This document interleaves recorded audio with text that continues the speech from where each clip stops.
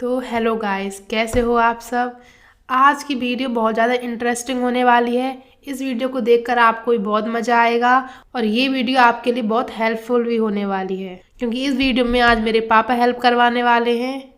तो आज की वीडियो बनने वाला है दाल बाटी चूरमा, जो कि राजस्थान की बहुत ही फेमस डिश है। और इस बार मेरे पापा भी छुट्टी आए हुए थे, तो पापा का भी मन कर रहा था कि दाल बाटी चूरमा बने। और अक्सर हमारे घर पे तब पापा आते हैं दाल बाटी चूरमा बनता है। इस बार पापा ने कहा कि चलो मैं बना देता हूँ दाल बाटी चूरमा। पापा बहुत ही ज़्यादा टेस्टी बनाते हैं चूरमा। तो चलिए वीडियो स्टार्ट करते हैं। मैं आपको बताती हूँ कि क्या क्या चीज़ें हम लेंगे चूरमा के लिए और कितना कितना लेंगे। तो सबसे पहले हमने यहाँ पर एक वेटिंग मशीन रख ली है, किचन वेटिंग मशीन, क्योंकि हम जो भी सामान लें वो सब मेज़र कर करके लें, जिससे कि चूरमे में कोई कमी ना रहे। कभी कभी ऐसा होता है ना, मीठा ज़्यादा हो जाता है या कुछ चीज़ ज़्यादा हो जाती है, तो वो बिल्कुल परफेक्ट हो। यहाँ पर पापा ने 1.5 किलो आटा ले लिया है और इस आटे के हिसाब से हम इसमें बेसन ऐड करेंगे। 1.5 किलो आटे में आधा केजी बेसन ऐड हो जाएगा। तो सबसे पहले हम क्या करेंगे, बेसन को तोल लेते हैं। ये आधी किलो बेसन है। अब इसको हम छान लेंगे ताकि थोड़ा बहुत जो कचड़ा होता है वो निकल जाए। और इस बेसन को बड़ी परात में छाना है ताकि आटा गूंदने में दिक्कत ना हो। आप छोटे बर्तन में इसको गूंदते हैं तो बहुत दिक्कत आती है, बाहर फैलता है, तो वो दिक्कत यहाँ ना आए, इसलिए हम बड़ा बर्तन लेंगे। आटे को भी हम इस परात में पलट देते हैं और इन दोनों को मिक्स कर लेते हैं। बेसन और आटे को मिक्स करने के बाद इसमें जाएगा मोइन। यहाँ पर हम घी का मोइन डालेंगे। इसमें हमने 250 ग्राम मोइन डाला है। अब इस मोइन को इस आटे में अच्छी तरह से मिक्स कर देंगे। हाथों से रब कर करके अच्छी तरह से इसको मिक्स कर देंगे ताकि जो घी है वो एक जगह इकट्ठा ना हो, पूरे आटे में अच्छी तरह मिल जाए। और आपको एक चीज़ तो पता ही है, तब आप मुट्ठी बंद करते हैं मोइन डालने के बाद तो वो फैलती नहीं है। मतलब एक जगह वो जो आटा होता है हमारा एक जगह इकट्ठा हो जाता है, तो वही पहचान होती है मोइन की कि इसमें परफेक्ट मोइन है या नहीं। आटे में मोइन देने के बाद अब बारी आती है आटे को गूंदने की। हम क्या करते हैं, पानी से आटा नहीं गूंदते, हम गूंदते हैं दूध से। इसके 2 रीज़न हैं। पहला तो रीज़न ये है कि हम इस आटे की जब मुठिया बनाएंगे वो बहुत ज़्यादा सॉफ्ट बनेगी। और दूसरा रीज़न ये है, इसमें मावा का टेस्ट आ जाता है। अगर हम कम मावा डालते हैं, हमारे पास कम मावा होता है, तब भी काम चल जाएगा। ये ऑप्शनल है, हम ऐसा नहीं कह रहे कि आप दूध में ही आटा गूंदिए, पानी में भी आटा गूंद सकते हैं अगर आपके पास दूध अवेलेबल ज़्यादा नहीं है तो। और हाँ, एक बात और, जब हम आटा गूंदते हैं तब ऐसा नहीं है कि ज़्यादा पतला आटा कर दिया या ज़्यादा टाइट आटा कर दिया। इसको हम पूरी तरह से भी गूंदते नहीं हैं, हल्का सा गूंद के रख लेते हैं जिससे कि मुठिया अच्छी तरह बन जाए, थोड़ी थोड़ी ऐसे चिपक सी जाए। ऐसे हम मुट्ठी बनाते हैं, मैं आपको आगे दिखाऊंगी। पहले इसको पापा गूंद लेते हैं, तब इसके बाद मैं आपको दिखाऊंगी कैसे करना है। और दूध जो लेना है, अगर आप दूध से आटा गूंदें तो रूम टेम्परेचर वाला दूध लेना है, ना ज़्यादा गर्म लेना है ना ज़्यादा ठंडा। अगर आप फ्रिज में से दूध लेते हैं तो पहले उसको रूम टेम्परेचर में आने दीजिए। देखिए यहाँ पर पापा आटा गूंद लेते हैं, इसके बाद मैं बताती हूँ कि क्या क्या करना है। और हाँ, एक बात और याद रखने की, मैंने पहले ही बताया, ना ज़्यादा नरम होना चाहिए और ना ज़्यादा टाइट होना चाहिए आटा। आटे में ज़्यादा लोच नहीं लगाना है, बस हाँ इतना रखना है, तब हम मुठिया बनाएं तब वो मुठिया अच्छी तरह से बन जाएं। क्योंकि क्या होता है, अगर हम ज़्यादा लोच दे देते हैं, बिल्कुल रोटी वाला आटे की तरह गूंद लेते हैं और उसकी हम मुठिया बनाते हैं, उसको सेकते हैं, तब वो अच्छी तरह से पक के तैयार नहीं होता है। तो देखिए, सिर्फ इस तरह से गूंद के रखना है, बस हाँ इतना रखना है, तब हम मुठिया बनाएं तब वो मुठिया अच्छी तरह से बन जाएं। तो देखिए, इस तरह से मुठिया बना लेनी है, इसको कहते हैं मुठिया। जिस तरह से पापा बना रहे हैं उस तरह से बनानी है। बस हल्की सी ऐसे हाथ के बीच में रख के उंगलियों से प्रेस कर देना है, इस तरह से बस। तो यहाँ पर मुठिया बना के तैयार हो चुकी हैं।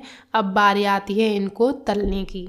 तलने के लिए हमने देसी गाय का घी लिया है, आप भैंस का घी भी ले सकते हैं। और आप ज़रूरी नहीं है कि घी में ही फ्राई करें, आप रिफाइंड ऑयल या नॉर्मल ऑयल में फ्राई कर सकते हैं। और अगर आप घी में फ्राई करते हैं तो चूरमा का टेस्ट दोगुना तिगुना और बढ़ जाता है।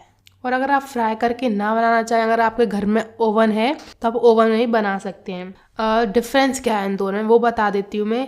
अगर आप ओवन में बनाते हैं तो आप उस चूरमे को स्टोर करके नहीं रख पाते। अगर आप इस तरीके से घी में फ्राई करके बनाते हैं या ऑयल में फ्राई करके बनाते हैं तो उसकी लाइफ टाइम और बढ़ जाती है। यहाँ पर हम घी को थोड़ा गर्म होने देंगे। घी के गर्म होने के बाद इन मुट्ठियों को फ्राई कर लेंगे। यहाँ पे थोड़ा सा पापा चेक करके देख रहे हैं कि घी गर्म हो गया है नहीं। घी गर्म हो चुका है, अब इनको फ्राई कर लेते हैं।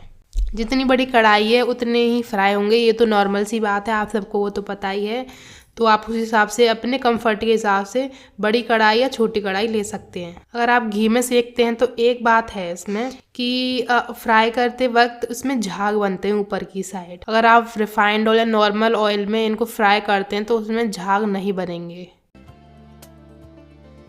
तब तक ये फ्राई हो रहे हैं, मैं क्या करती हूँ बाटियों के लिए आटा गूंद लेती हूँ। मैं आपको बता देती हूँ कि कैसे कैसे क्या क्या करना है। यहाँ पर हम बाटी ज़्यादा नहीं बना रहे तो हमने थोड़ा सा ही आटा लिया है। यहाँ पर 250 ग्राम आटा मैंने ले लिया है। इस 250 ग्राम आटे में 100 ग्राम बेसन ऐड कर लेती हूँ। और बेसन से क्या होता है, बाटी होती है हमारी बहुत ज़्यादा सॉफ्ट बन के तैयार होती हैं और टेस्टी भी लगती हैं। इसके बाद हम स्वाद अनुसार थोड़ा सा नमक डाल लेंगे। नमक के बाद इसमें मैं अजवाइन डाल दूँगी। थोड़ा सा क्रश करके डालिए, क्रश करने से बहुत अच्छा फ्लेवर आ जाता है। अजवाइन डालने के बाद इसमें 2 चम्मच घी ऐड करूँगी मैं।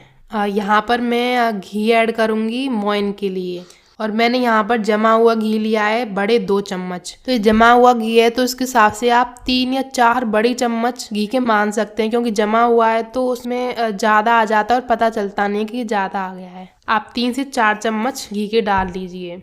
घी के बाद इसमें हम थोड़ी सी हींग डाल लेंगे। हींग डालने के बाद मैं इसमें चुटकी भर बेकिंग पाउडर डालूंगी।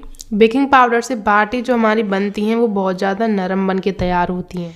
जो सब चीज़ डाल रही हूँ ना मैं, नरम बनने में, सॉफ्ट बनने में सबका ही अपना अपना रोल है। जैसे कि बेसन मैंने डाला वो भी सॉफ्ट बनाता है बाटियों को, जो मैंने घी डाला है वो बाटियों को टाइट नहीं बनाता है।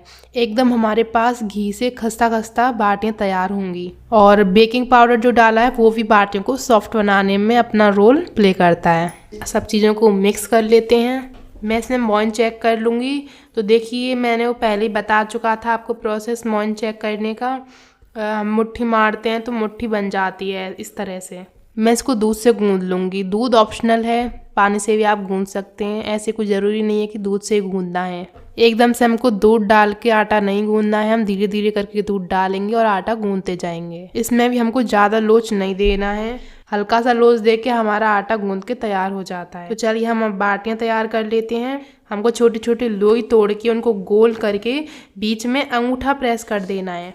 तो यहाँ पर मुठिया सिक के तैयार हो चुकी हैं। और देखिए ये लास्ट वाला बैच था वो भी निकाल लिया है। तो देखिए हमारा जो घी है वो गर्म ही है, तो हम साथ के साथ बाटियों को भी फ्राई कर लेते हैं। मैंने बाटियाँ तैयार कर दी हैं। यहाँ पर मेरे पापा सेक देंगे इनको। इनको अच्छी तरह से फ्राई करना है, ऐसा नहीं है कि अंदर से कच्ची रह जाएं लुक के चक्कर में। यहाँ पे आपको दिख रही होंगी वीडियो में कि ये जल गई है, पर ऐसा नहीं है, वीडियो में सिर्फ दिख ही रहा है ऐसा। ये बिल्कुल भी जली नहीं है, सही है। इनको अच्छी तरह फ्राई कर लिया गया है। अब इनको निकाल लेते हैं। हमारी जो मुठियाँ थी वो ठंडी हो चुकी हैं। अब क्या करेंगे, इनको मिक्सी में पीस लेंगे। ज़रूरी नहीं है कि आप मिक्सी में ही पीसिए, आप जो खल्लड़ होता है उसमें भी कूट सकते हैं। अलग अलग तरीके हैं इसको पीसने के, पर सबसे सिंपल सा क्या लगता है, जल्दी भी हो जाता है, मिक्सी में ही कर लो डायरेक्ट। मुठियों को ज़्यादा नहीं पीसना है, ज़्यादा बारीक नहीं करना है, थोड़ा हल्का दरदरा सा रखना है। ज़्यादा मोटा भी नहीं रखना है, ना ज़्यादा महीन करना है। पल्स मोड पर हम मिक्सी को चलाएंगे, उससे बिल्कुल परफेक्ट बन के तैयार होता है। ऐसे हम सब मुठियों को पीस लेते हैं। अगर आपके साथ ऐसा होता है कि थोड़ा हिस्सा तो मोटा हो जाता है और थोड़ा हिस्सा पतला हो जाता है, तो आप एक काम कर सकते हैं, आप इसको छान भी सकते हैं। पर यहाँ पर कोई ज़रूरत नहीं दिख रही थी हमें कि इसको छाने, तो हमने ऐसा नहीं किया है। ऐसे ही पापा ने सब मुठियों को पीस लिया है। तो देखिए इस तरीके से यहाँ पर मुठियाँ पिस चुकी हैं। अब क्या किया पापा ने कि दूसरे जार में इलायची भी पीस ली है साथ ही साथ। हम क्या करते हैं, ज़्यादा सी इलायची लाते हैं और उनको पीस के स्टोर करके रख लेते हैं। तो हमारे पास इलायची ख़त्म हो गई थी, इलायची पाउडर, तो हमने यहाँ पे साथ के साथ इलायची पाउडर भी बना लिया है और इनमें भी हम डाल देंगे। तो अब बारी आती है सब इंग्रेडिएंट्स को मिक्स करने की। ये हमारा मेन प्रोसेस है। आपके पास जितने भी ड्राई फ्रूट्स हैं, आप जितने ऐड करना चाहो आप कर सकते हैं। तो सबसे पहले हमने यहाँ पर ग्राइंड कोकोनट डाला है। इसके बाद यहाँ पर काजू ऐड कर दिए गए हैं। काजू डालने के बाद थोड़ी सी किशमिश डालेंगे, फिर डालेंगे मिश्री। इलायची पाउडर हमने पहले ही डाल दिया है। अब बारी आती है इसको मीठा करने की। हमारे पास 1.5 किलो आटा था, उसमें आधी किलो बेसन ऐड किया था, तो दोनों को मिला के 2 किलो हो जाता है हमारे पास। तो उसी हिसाब से हम इसमें मीठा ऐड करेंगे। यहाँ पर हमने 1 किलो तगार ली है और 1 किलो बूरा लिया है। अगर आपके पास ये अवेलेबल ना हो तो आप शुगर पाउडर का यूज कर सकते हैं, या आप देसी खांड भी डाल सकते हैं, कोई भी जनरल स्टोर पे आसानी से मिल जाती हैं। और इन दोनों को भी हम छान लेंगे, क्योंकि सीलन की वजह से अक्सर क्या होता है इसमें गांठें पड़ जाती हैं, तो वो निकल जाएंगी। और हमारे तगार में गांठें नहीं थी, हमने चेक कर लिया था, तो हम इसको छानेंगे नहीं, डायरेक्ट डाल देंगे। अब हम इन सब चीज़ों को अच्छी तरह से मिक्स कर देंगे आपस में। अच्छी तरह से मिक्स होना चाहिए, फिर किसी जगह मीठा आएगा, किसी जगह पे ऐसे फीका सा रहेगा, वो सही नहीं लगेगा। हम इनको अच्छी तरह से मिक्स कर लेंगे। यहाँ पापा ने अच्छी तरह से सबको मिक्स कर दिया है। अब इन सब चीज़ों को मिक्स करने के बाद इसमें हम डालेंगे मावा यानी खोआ। इसके बिना तो टेस्ट ही नहीं है, तो ये तो बहुत ज़रूरी ही है। तो यहाँ पर हमने आधा केजी खोआ लिया है। खोया डालने के बाद खोए को भी हम अच्छी तरह से मिक्स कर लेंगे। ये खोआ हमने घर पे ही बनाया है, आप मार्केट वाला खोया भी यूज़ कर सकते हैं, पर हमने हर चीज़ घर की ही यूज़ की है। बाजार से हम सिर्फ ड्राई फ्रूट्स और मीठा लाए हैं। खोए को भी अच्छी तरह से पापा ने मिक्स कर लिया है। अब खोया मिक्स करने के बाद बारी आती है घी डालने की। अगर घी नहीं डालते हैं तो चूरमा का मतलब क्या होता है, तभी तो टेस्ट आएगा। यहाँ पर एकदम से घी नहीं डाला है, हमने धीरे धीरे करके घी डाला है जरूरत के हिसाब से, और जैसे हमको जरूरत दिख रही है वैसे हम ऐड करते गए हैं। तो यहाँ पर हमारा टोटल 1 किलो घी लग गया है। और घी को भी अच्छी तरह से मिक्स कर देंगे। तो हर सामान इक्वली मिक्स होना चाहिए, ऐसा नहीं है कि किसी जगह कुछ आ रहा है किसी जगह कुछ आ रहा है, हर जगह हर चीज़ का टेस्ट आना चाहिए। और अच्छी तरह से मिक्स करने के बाद अब बारी आती है इनके लड्डू बनाने की। जरूरी नहीं है कि आप चूरमा के लड्डू ही बना के खाओ, आप वैसे भी खा सकते हो, पर राजस्थान में क्या होता है ज़्यादातर कि चूरमा के लड्डू ही बना के खाए जाते हैं। लड्डू बनाने में हम सब ने हेल्प करवाई है। यहाँ पर मैं बैठ गई हूँ, पापा हैं और भाई, हम तीनों ने लड्डू बनाए हैं। पापा के साथ हम दोनों ने लड्डू बनाने में हेल्प की है। यहाँ पे थोड़ी गंदगी सी फैल गई थी चूरमे की, तो मैंने साथ के साथ साफ कर दिया है। आप बड़े चूरमे के लड्डू भी बना सकते हैं, छोटे भी बना सकते हैं। हमने मीडियम साइज रखे हैं, देखिए इस तरीके का साइज रखा है हमने। आप अपने हिसाब से कैसे भी कर सकते हैं। ये चूरमे के लड्डू एक बर्तन में आ नहीं रहे थे, तो हमने दूसरा बर्तन भी ले लिया है। तो देखिए हमारे चूरमे के लड्डू बनके तैयार हो चुके हैं। हमने बाटी भी पहले से सेक ली थी। इन बाटियों को आप घी में भी डाल के खा सकते हैं, पर हमने नॉर्मल ही रखे हैं ये। तो देखिए हमारी थाली तैयार हो चुकी है दाल बाटी चूरमा की। ये वीडियो ज़्यादा लंबी हो जाती है, इसलिए हमने दाल की रेसिपी आपको नहीं बताई है। हमने सिर्फ चूरमा और बाटी का ही शूट लिया है। देखिए मेरे तो मुँह में पानी आ रहा है देख के ही, कितनी टेस्टी थाली लग रही है ना। और हाँ, एक और चीज़ की इसमें कमी है, चूरमे और बाटियों के साथ हरी चटनी भी बनाई जाती है, वो भी हमारी बननी बाकी है। हमने पहले ही ये शूट ले लिया है, कोई बात नहीं। इस तरीके से आप चूरमा बना के देखिए, ये बहुत ही ज़्यादा टेस्टी लगता है। और इसकी खास बात यह है, अगर आप इस तरीके से चूरमा बनाते हैं तो इनको स्टोर करके भी रख सकते हैं 4-5 दिन तक आराम से, और भी ज़्यादा रख सकते हैं, पर नॉर्मली इतने दिन में तो चूरमा ख़त्म हो ही जाता है। तो आपको ये वीडियो कैसी लगी हमें कमेंट में ज़रूर बताइए, और अच्छी लगी हो तो इस वीडियो को लाइक, सब्सक्राइब और शेयर ज़रूर कीजिए, और बेल आइकन को भी क्लिक ज़रूर कर दीजिए। तो मिलते हैं किसी ऐसी ही इंटरेस्टिंग टेस्टी वाली वीडियो में, तब तक के लिए बाय बाय।